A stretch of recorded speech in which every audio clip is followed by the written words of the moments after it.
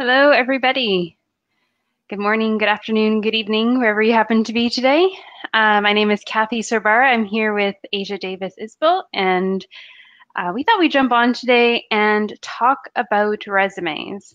I know we were in the throes of talking about interviews this month, but we wanted to go back to the beginning to touch on resumes because it is such an essential part of the job search process, and it's probably what we get asked about most Mhm. from PhDs and postdocs that contact the association. Mhm. So we thought we would cover it in a bit of a fun way today, and that we're going to cover the worst things that we've seen on resumes. Yeah. So if you can ensure that you are not doing the following things that we will mention in this video, you are, on good footing to get that job interview. Yeah. And what I would say is that me personally, I've probably made all of these same mistakes too. So if you are if you're relating to some of the things that we think are the worst things to put on a resume, don't fret. We can get you straightened out. Exactly. And along those lines, we do have a free public webinar today on resumes as well. It's at 1 p.m. and 9 p.m. Eastern time. And I put the registration link in this post so you guys can join.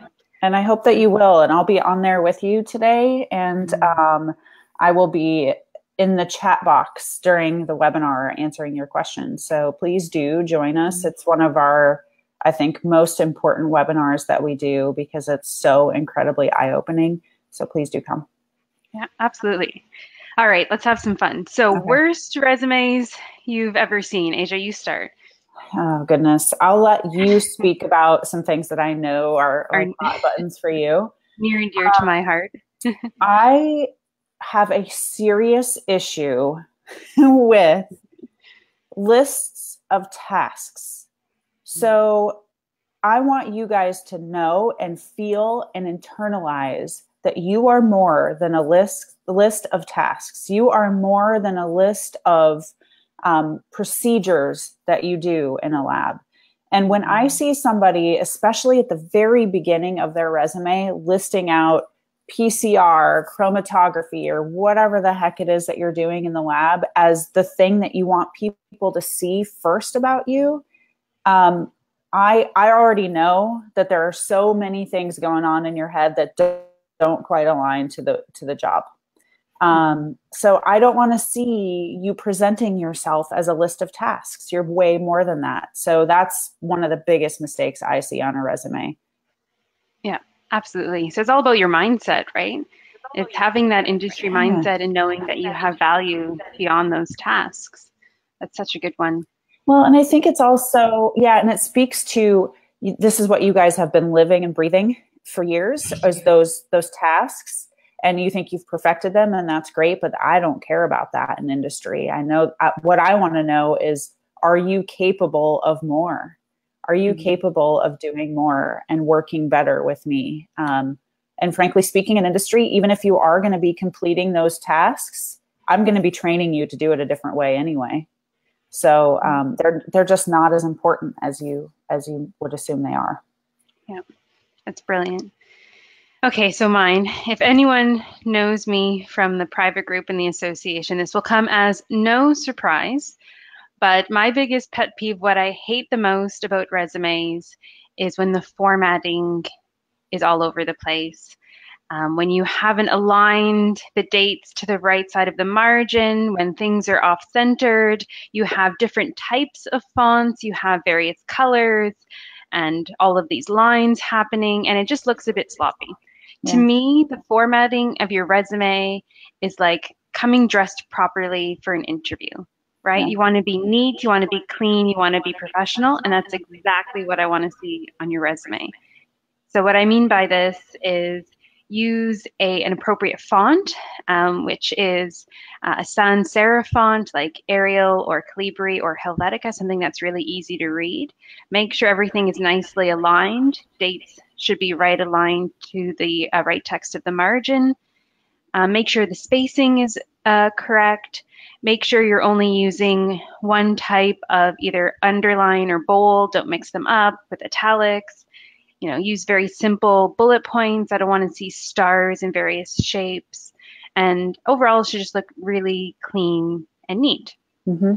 Yeah, it says something about you that you aren't even aware. People read into resumes rather than read resumes, right? So they're making assumptions about you based off of what you put there. So formatting does show me that you care enough to be precise.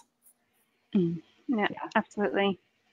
So all right, let's do one more round. Yeah, let's do another round. Okay, so if you don't have results on your resume, I throw it out immediately. I don't even read past the first bullet point if you don't have a result in there about it. So the way that you get to that is when you write a bullet, ask yourself the question, so what? Or what did this lead to? If you can't answer that in your bullet point, I'm not getting a sense for the kind of work that you can actually do. Again, I don't even really necessarily care that much about the task or the procedure that you used. I want to know that it led to something important, and it doesn't have to be groundbreaking, you guys. I'm not asking you to like earn a Nobel Prize to put on your resume, right? But I want to know that you're oriented in the way that you're thinking about results and pushing things forward, because that's what business cares about, right? So you're not doing science just to do science if you're going to stay in research. You're doing science to push towards a milestone and get a product onto the marketplace. So I want to see that you can make progress, and it has to be in your resume. If it's not, I don't even look at it any further. And you could have been the best person, the best fit, the best candidate for that job, but you didn't present yourself as that. So I won't look any further. Yeah, absolutely. Think about what a business cares about. And it can be so many things, like think beyond publications to, improving a protocol, increasing efficiency, teaching people, mentoring people, and that allowing them to graduate. And what does that mean in terms of the collaborations you've had? There's so many different aspects of your research. You just need to think about it in terms of the way a business runs. Yeah. Hi, Avik.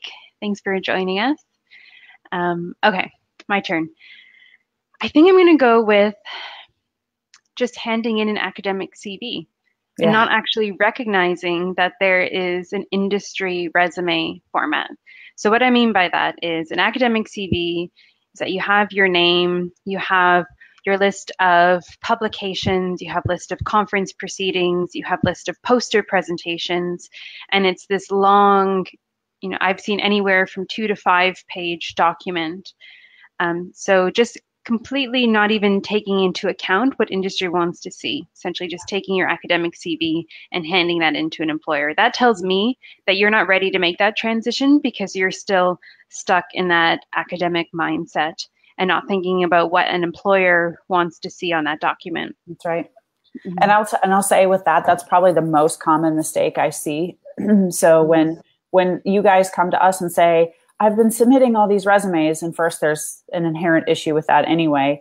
But when I say, what's your resume look like? And then I see a 7-page CV, I say, that's your answer right there. That is why you are not hearing back. It is that simple.